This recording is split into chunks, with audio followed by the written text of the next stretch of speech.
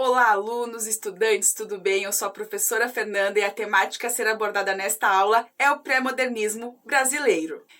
O pré-modernismo brasileiro vai de 1920 até 1922, com a abertura da Semana da Arte Moderna. O pré-modernismo não é uma escola literária, e sim um prenúncio do que está por vir. Marcado pela República do Café com Leite, o grande surto de imigração e a urbanização crescente, esse período traz grandes revoltas junto com ele. Vejamos algumas dessas revoltas que ficaram marcadas na história na sequência. Revolta da Vacina, Rio de Janeiro, 1904. Tratou-se da vacinação obrigatória contra a varíola, comandada pelo Dr. Oswaldo Cruz. A população pobre e desinformada foi desalojada dos cortiços para que a urbanização pudesse acontecer. A população, revoltada com a situação, depreda prédios, arranca trilhos e espanca agentes de saúde. Como castigo, o governo decretou estado de sítio e a vacinação continuou obrigatória na cidade. Revolta da Chibata, Rio de Janeiro, 1910. O movimento foi liderado pelo marinheiro negro João Cândido. O movimento pedia a suspensão das chibatadas como castigo físico para os marinheiros, que em sua maioria eram negros. Oficiais foram mantidos como reféns e os marinheiros apontaram os canhões dos navios para a cidade do Rio de Janeiro. Com medo, os oficiais decidiram negociar até os ânimos serem acalmados. Porém, alguns meses depois, muitos marinheiros sofreram punições que levaram até a morte. Revolta do Contestado, Santa Catarina, 1912 até 1916. Liderado pelo monge José Maria, que dizia que Deus daria terra a todos que lutassem. O motivo deste movimento foi a construção da estrada de ferro que ligava São Paulo ao Rio Grande do Sul, desabrigando várias famílias por onde a estrada passava. Os camponeses destruíam as estradas. Para contê-los, tropas oficiais foram colocadas próximas às rebeliões. Estima-se uma baixa entre 5 a 8 mil camponeses. Duas greves gerais. São Paulo, 1917 até 1919. Com o custo de vida alto, produção em massa, grandes jornadas de trabalho e sem direito trabalhista algum, pois eles ainda não existiam. Os empregados paralisaram totalmente indústrias e comércios. Houve censura à imprensa que tentava noticiar os movimentos, torturas, assassinatos de líderes e participantes. Alguns dos primeiros direitos trabalhistas foram conseguidos neste momento. Neste momento, grandes autores se destacam e estão marcados na literatura brasileira até hoje. Esses autores dão um empurrão para que o modernismo possa acontecer no Brasil. Na sequência, vamos ver autores, vida e obra.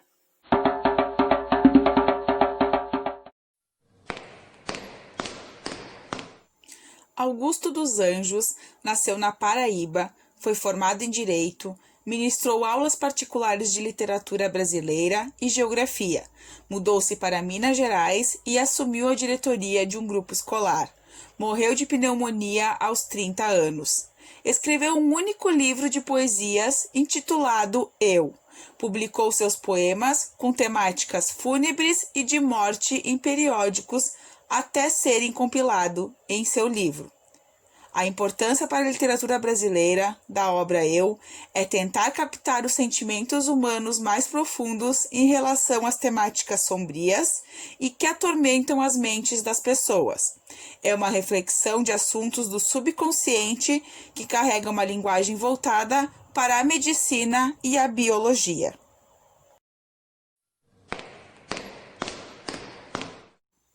Euclides da Cunha nasceu no Rio de Janeiro, foi patrono da 7ª cadeira da Academia Brasileira de Letras.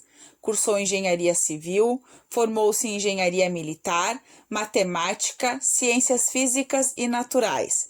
Frequentou a escola militar e foi expulso por afrontar o ministro de guerra do Império. Foi correspondente de guerra do jornal O Estado de São Paulo. Defendia ideais republicanos. Ao retornar para São Paulo, foi convidado para cobrir a Guerra de Canudos. Trabalhou em outros estados como engenheiro e morreu ao tentar lavar a honra. Escreveu mais de 30 textos entre artigos e livros.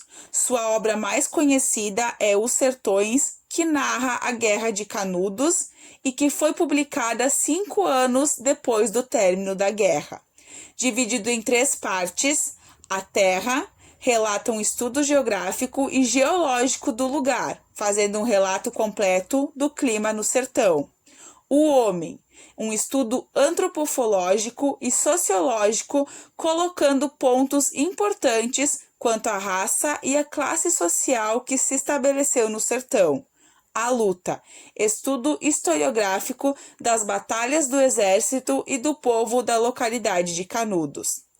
A importância para a literatura brasileira da obra Os Sertões é um importante relato da vida do homem do sertão, suas batalhas diárias para viver em um local castigado pela seca e esquecido pelos governantes. Um lugar no qual as pessoas têm que ser muito cabra-macho para sobreviver. A obra força as pessoas a olharem para a região da forma como elas realmente vivem. Simões Lopes Neto nasceu em Pelotas, Rio Grande do Sul. Foi para o Rio de Janeiro aos 13 anos estudar. Já adulto, voltou a Pelotas e investiu em diferentes ramos como fábrica de vidro, destilaria, cigarros, remédios para carrapatos e sarna, moenda de café e mineradora.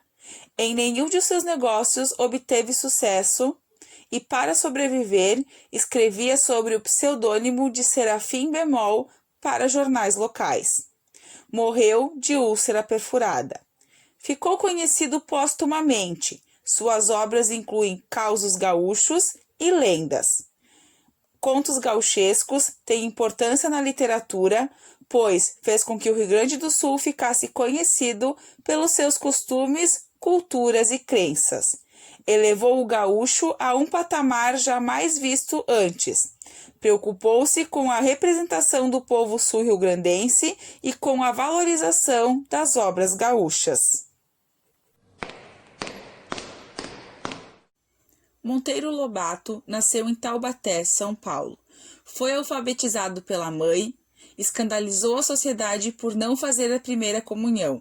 Formou-se em Direito e fez um discurso agressivo na sua formatura.